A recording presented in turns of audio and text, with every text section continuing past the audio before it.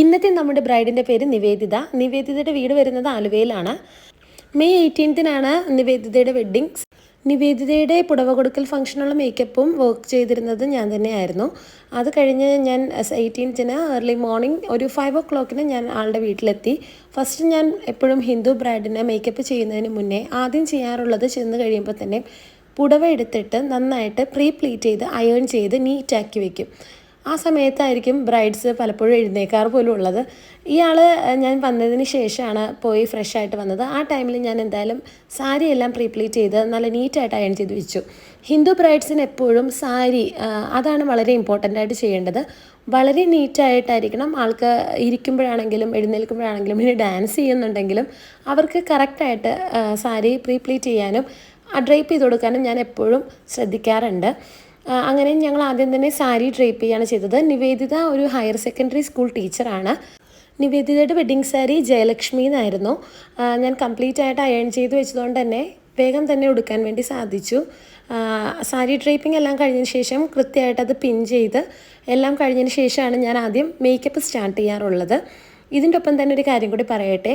Bridal ബുക്കിങ്ങിന് contact ചെയ്യേണ്ട contact number കൂടി ഞാൻ ഡിസ്ക്രിപ്ഷൻ ബോക്സിൽ കൊടുത്തേക്കാം. നമുക്ക് 3 ഫംഗ്ഷൻ, പുടവ കൊടുക്കൽ, വെഡ്ഡിങ്, റിസപ്ഷൻ, ഇങ്ങനെ 3 ഫംഗ്ഷനും കൂടെ ഒരുമിച്ചെടുക്കുന്നവർക്ക് നല്ല രീതിയിൽ തന്നെ ഡിസ്കൗണ്ട് ലഭിക്കുന്നതായിരിക്കും. അപ്പോൾ നമ്മൾ സാരി പ്ലീറ്റിംഗ് എല്ലാം കഴിഞ്ഞു, ഡ്രേപ്പിംഗ് കഴിഞ്ഞു. ഇനിയിപ്പോൾ അടുത്തത് മേക്കപ്പ് സ്റ്റാർട്ട് ചെയ്യാൻ വേണ്ടി പോവാണ്. അതിന് മുന്നേ ആയിട്ട് ഞാൻ സാരി ഡ്രേപ്പ് ചെയ്ത് കഴിയുമ്പോൾ തന്നെ അരപ്പട്ട കറക്റ്റായിട്ട് പ്രോപ്പറായിട്ട് അത് ഫിറ്റ് ചെയ്ത് വെക്കാറുണ്ട്. എൻ്റെ ഇൻസ്റ്റാ നെയിം വരുന്നത് ഹന്നാസ് മേക്ക് ഓവർ തന്നെയാണ്. പേജ് കണ്ടിട്ടില്ലാത്തവരെല്ലാവരും ഇൻസ്റ്റാഗ്രാമിലും യൂട്യൂബിൽ ഇപ്പോൾ ആദ്യമായിട്ടാണ് എൻ്റെ വീഡിയോ കാണുന്നതെങ്കിൽ എല്ലാവരും ലൈക്ക് ചെയ്യുക, സബ്സ്ക്രൈബ് ചെയ്യുക, ഷെയർ ചെയ്യുക.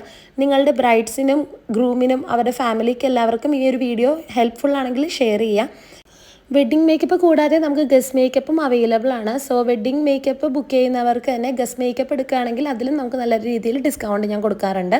പിന്നെ നമ്മുടെ സാരി ഡ്രേപ്പിംഗ് എല്ലാം കഴിഞ്ഞതിന് ശേഷം ഞാൻ അടുത്ത് ചെയ്യാറുള്ളത് മേക്കപ്പിന് മുന്നേ ചെയ്യാറുള്ളൊരു കാര്യമുണ്ട് കേട്ടോ. വേറൊന്നുമല്ല, നമുക്ക് ബ്രൈഡലിൽ പ്രത്യേകിച്ച് ഹിന്ദു ബ്രൈഡ്സിന് സാരിയുടെ ഒപ്പം തന്നെ വളരെ രീതിയിൽ ഇമ്പോർട്ടൻസ് വരുന്നൊരു കാര്യമാണ് കംപ്ലീറ്റ് ആയിട്ടുള്ളൊരു ഓർണമെൻറ്റ് സെറ്റിംഗ്. ഓർണമെൻറ്റ്സ് പ്രോപ്പറായിട്ട് സെറ്റ് ചെയ്യണം. അതുപോലെ തന്നെ നമുക്ക് സാരിയോട് പിൻ ചെയ്ത് വെക്കുകയും വേണം. ഞാൻ പലപ്പോഴും ബ്രൈഡ്സിന് ചെയ്യാറുള്ളത് ഗോൾഡൻ പിൻ യൂസ് ചെയ്തിട്ട് അത് പിൻ ചെയ്ത് വെക്കാറാണ് പതിവ്. കാരണം ത്രെഡ് വെച്ച് കെട്ടിക്കഴിയുമ്പോൾ ചില ബ്രൈഡ്സിന് സെക്കൻഡ് സാരിയൊക്കെ മാറ്റുന്ന ടൈമിൽ അത് ഭയങ്കര ബുദ്ധിമുട്ടായിട്ട് ഫീൽ ചെയ്യാറുണ്ട്. സോ ഗോൾഡൻ കളർ പിൻ തന്നെയാണ് നിങ്ങൾ യൂസ് ചെയ്യുന്നതെങ്കിൽ നമുക്ക് ഗോൾഡിൻ്റെ കൂടെ ഗോൾഡൻ പിൻ വരുമ്പോഴേക്കും ഒരു തരത്തിലും അത് പ്രൊജക്റ്റ് ചെയ്ത് നിൽക്കാറില്ല. സോ ഞാൻ ഓർണമെൻറ്റ് സെറ്റിംഗ് എല്ലാം കഴിഞ്ഞു, മേക്കപ്പ് സ്റ്റാർട്ട് ചെയ്തു. ആളുടെ കുറച്ച് ഡ്രൈ ആയിട്ടുള്ള സ്കിന്നാണ്. സോ ഞാൻ ഒരു നല്ല രീതിയിലൊരു ബേസൊക്കെ കൊടുത്തിട്ട് തന്നെയാണ് ആൾക്ക് മേക്കപ്പ് സ്റ്റാർട്ട് ചെയ്തത്. ഹിന്ദു ബ്രൈഡൽ മേക്കപ്പ് മാത്രമല്ല കേട്ടോ, ക്രിസ്ത്യൻ മേക്കപ്പിനും അതുപോലെ തന്നെ മുസ്ലിം വെഡ്ഡിങ് മേക്കപ്പിനും എല്ലാത്തിനും തന്നെ നമുക്ക് നല്ല രീതിയിൽ ഓഫേഴ്സ് അവൈലബിൾ ആണ്. നിവേദിതയുടെ വർക്ക് കഴിഞ്ഞതിന് ശേഷം നിവേദിതയുടെ സിസ്റ്റർക്ക് നമുക്കൊരു ഗസ്റ്റ് മേക്കപ്പും sari draping and hair styling ഉണ്ടായിരുന്നു. ഇറങ്ങാനുള്ള സമയമായപ്പോഴേക്കും എനിക്കൊരു കോൾ വന്നു, ചേച്ചി ഫേസ് മൊത്തം പിങ്ക് കളറായി. ഞാനപ്പോൾ ചോദിച്ചു, എങ്ങനെ പിങ്ക് കളറായത്, ജസ്റ്റ് എനിക്കൊരു ഫോട്ടോ എടുത്ത് അയച്ചു തരൂ. ഫോട്ടോ കിട്ടിയപ്പോഴാണ് കാര്യം മനസ്സിലായത്. ഗ്രൂം ആളുടെ താലികെട്ടിന് ശേഷം സിന്ദൂരം ഇട്ടപ്പോഴേക്കും സിന്ദൂരം കംപ്ലീറ്റ് ആയിട്ട് ബ്രൈഡിൻ്റെ മുഖത്തേക്കായിപ്പോയി. മൂക്കിലും കണ്ണിന് ഭാഗത്തും എല്ലായിടത്തും സിന്ദൂരമായി.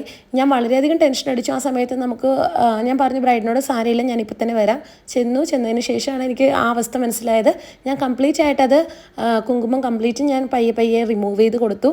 പിന്നെ കോമ്പാക്റ്റൊക്കെ ഇട്ട് ആൾ സെറ്റാക്കി, ആൾ ഹാപ്പിയായി. പക്ഷേ സംഭവം എന്താണെന്ന് വെച്ച് കഴിഞ്ഞാൽ ഈ കാര്യത്തിൽ നമുക്ക് ബ്രൈഡ്സിനോടൊന്നും പറയാൻ പറ്റില്ല. ഗ്രൂമുകൾ ശ്രദ്ധിക്കുക, നിങ്ങൾ മാരേജ് സെറമണിയുടെ സമയത്ത് എപ്പോഴും സിന്ദൂരം ഇടുന്ന സമയത്ത് ഒരുപാട് സിന്ദൂരം വാരിയിടാതെ വളരെ ലൈറ്റായിട്ട് കുറച്ച് സിന്ദൂരം മാത്രം ബ്രൈഡ്സിനിടാൻ ശ്രദ്ധിക്കുക. ഈ വീഡിയോ ഇഷ്ടപ്പെട്ടവരെല്ലാവരും വീഡിയോ ലൈക്ക് ചെയ്യുക, ഷെയർ ചെയ്യുക, സബ്സ്ക്രൈബ് ചെയ്യുക. നെക്സ്റ്റ് വീഡിയോ ആയിട്ട് വരുന്നത് വരെ എല്ലാവർക്കും നന്ദി.